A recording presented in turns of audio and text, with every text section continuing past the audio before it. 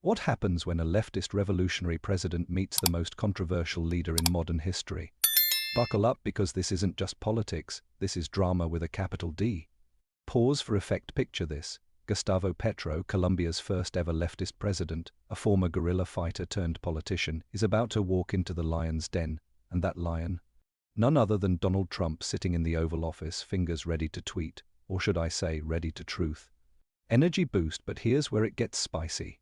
These two haven't just been throwing shade, they've been throwing entire buildings at each other for months. We're talking about diplomatic warfare, angry speeches, Twitter storms, and enough tension to power a small city. Build suspense. So what caused this beef? What led these two powerful leaders to go from bad to catastrophic? And more importantly, what's going to happen when they finally meet face to face? Dramatic pause. Let me take you back to where it all began. Gustavo Petro isn't your average politician. This man was literally part of a guerrilla movement in his youth. He's a leftist firebrand who promised to transform Colombia, to fight inequality, to stand up to the powerful. When he won the presidency, millions celebrated. But Washington was nervous. Shift tone. More personal. On the other side of this story, we have Donald Trump. Love him or hate him, you can't ignore him. After winning his second term in 2024, Trump came back to the White House with a vengeance. His message: America first. His style? No filter. His patience with leftist leaders in Latin America: zero. Build tension now. Imagine these two forces colliding. It's like mixing oil and water, fire and gasoline, cats and dogs, except the cats and dogs have nuclear weapons. The tensions started slowly.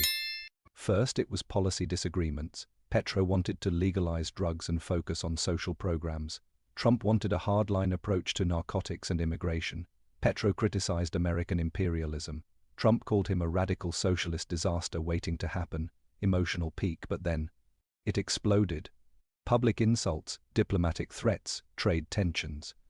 Petro accused the US of interfering in Latin America. Trump threatened sanctions, back and forth like a tennis match from hell. And through all of this, two countries with decades of partnership, billions in trade, and crucial security cooperation were watching their relationship crumble like a cookie in milk. Cliffhanger. But now, after months of this political warfare, something unexpected is happening. Petro is boarding a plane to Washington. Trump is clearing his schedule. The world is watching, because when these two finally sit down in the same room, anything could happen.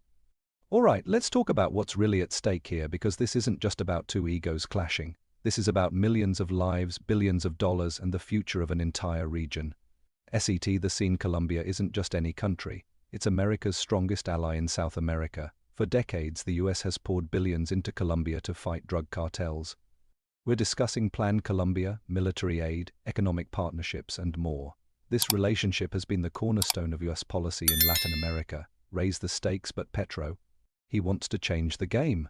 He's saying, hey, maybe the war on drugs isn't working, maybe we need to try something different. And Trump is like, are you kidding me right now? Add drama. Let's break down the explosive issues on the table. Number 1, migration. Trump wants to deport people, build walls, get tough on immigration. Colombia shares a massive border with Venezuela, where millions have fled economic collapse. Petro has been sheltering these refugees. Trump sees this as a problem. Petro sees it as humanity. Clash. Number 2, the drug war. Colombia produces most of the world's cocaine. The US has spent 50 years and countless billions trying to stop it. Petro wants to decriminalize drugs and focus on social programs. Trump wants to spray coca fields and arrest everyone. These aren't just different approaches, they're opposite universes. Build emotion. Number 3, Venezuela. Here's where it gets really complicated. Colombia shares a 1,370-mile border with Venezuela. The US sees Venezuela's government as an enemy. Petro, he's tried to negotiate with them to keep the peace. Trump thinks this is betrayal. Personal touch, but here's what really gets me. Behind all this political theater, there are real people affected. Colombian farmers who depend on coca to survive, Venezuelan refugees looking for safety. American communities are dealing with drug addiction. Families on both sides are just trying to live their lives. Intensity increases, and the rhetoric. Oh, the rhetoric. Petro has called Trump's policies imperialist aggression. Trump has suggested Petro is soft on crime and weak on security. Their supporters on social media have turned this into an all-out war. Political analysts are saying this meeting could either save the relationship or destroy it completely. Some think they might find common ground, others think it'll end in a diplomatic disaster that'll be talked about for decades. Create urgency. The business community is freaking out. Colombia exports flowers, coffee, emeralds, and oil to the US. American companies have major investments in Colombia.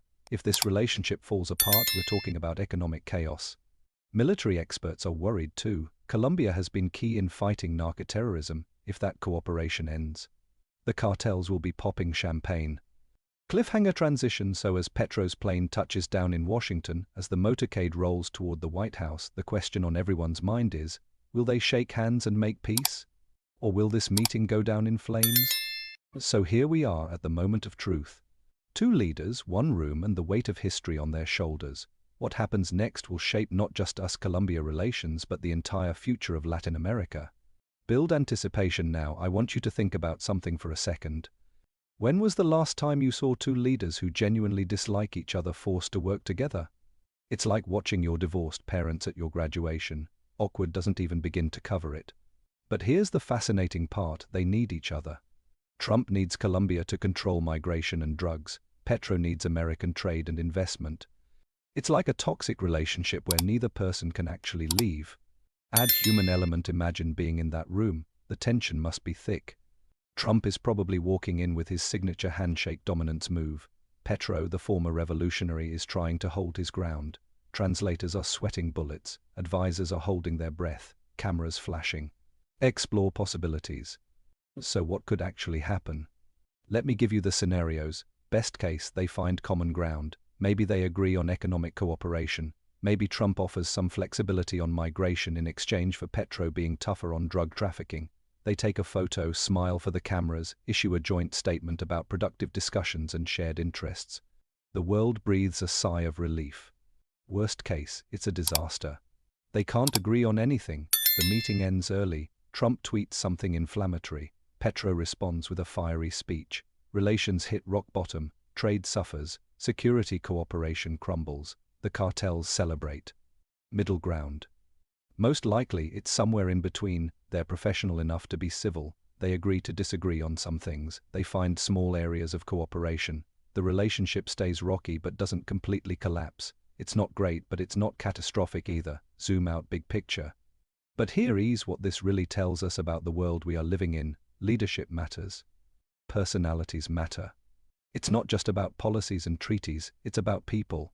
Two stubborn, strong-willed leaders can literally change the fate of millions.